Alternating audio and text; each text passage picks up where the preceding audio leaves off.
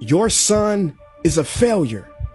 He's barely passing my class, and with grades like this, I'm just not sure what kind of future he's gonna have. What do you have to say for yourself? You're supposed to graduate this year. Listen to Mr. Johnson. What kind of future do you think you're gonna have? With all due respect, don't call me a failure. Failure is an event, not a person, in fact. And you talk about the future, Mr. Johnson, but you're not preparing us for that. Excuse me? Just listen to what I'm saying. This should be good. Would you agree that in the future, most careers will become automated? Yeah, so?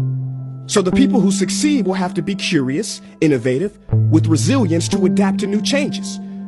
What's your point? My point is, the focus in this school is not on that. It is on regurgitating information and test taking, and that's just real. But in today's world, creativity is the most important leadership skill. Oh, that's how you feel. You don't have to believe me, but maybe you will believe the 1,500 executives who recently said creativity is the most important leadership skill. See, pretty soon, no one will be hired because of what they know. Because who cares what you know or if you've memorized a fact? We've got Google and Siri for that. In the future, people will be hired because of what they can do with their knowledge. Can they creatively solve real-world problems, not just follow instructions or directions and bubble in multiple choice questions? So, Mom, that's why I'm stressed, because these robotic tasks we learn in school should stop. Because no one can do a robot's job better than a robot. Billionaire founder of Alibaba, Jack Ma, said that we should not compete with artificial intelligence, but instead focus on developing unique human intelligence. Mr. Johnson, drills are for teeth, not the human mind.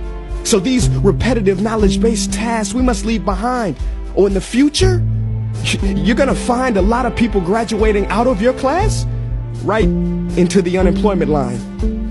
See, many top companies today don't look at grades. Mom, that old way is expiring.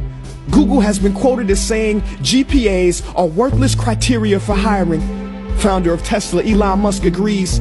So I say this with unease and sorrow. If you continue to teach today as you taught yesterday, then you rob us students of tomorrow. Mr. Johnson, I'm gonna keep it real with you. Sometimes sitting in your class is tough. I'm constantly thinking, if I don't look up at the clock, maybe it'll speed up. So I listen to you do my work and pay attention, feeling like an hour had to have gone by. But it was only 3 minutes. So if you wonder why we're bored in class, look, you want to get a kid to hate reading? Give them this, a school textbook. And some people think it's our fault, and that hurts me. They say you can lead a horse to water, but you can't make him drink. And to that I say no. Firstly, you can put salt in that horse's hay and make him thirsty. And if you bring joy in your classroom, you can make any bad student nerdy. As he or she discovers the beauty of truly learning. Mr. Johnson, I mean no disrespect. You have the most important job on this planet. You build, create, and save lives. But if you really care about my future, like you say, then you have to fully commit and ask yourself honestly, how do I prepare a child for a future that doesn't yet exist? Here's a hint. The answer is not found in this. It's using this and this. See, in the future, we will need more passion and compassion. People with inspired hearts and wisdom to uplift this planet. And Mom, I love you, but can I be real?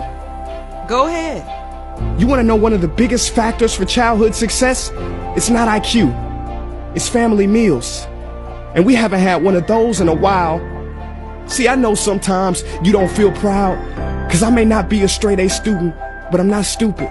These tests may be 70% of my grade, but they're 0% of my future. But don't worry, I'll pass this class and get through this.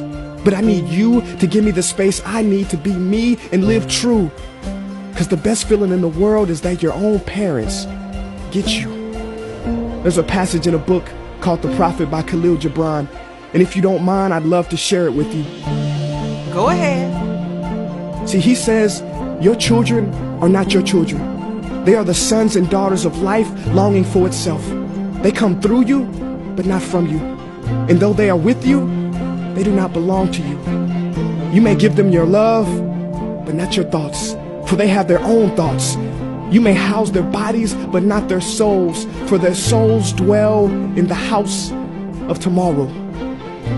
So, Mom, I'd appreciate it if you give me the love that I need to pursue my dreams. See, if we are to succeed, all three of us need behavior change on all fronts. We talk about the future, but the future is now, and it is created now by all of us. I've never heard you speak like that before. Yeah, I didn't know. But I'm going to reach out to administration and try to change some things. You have my word.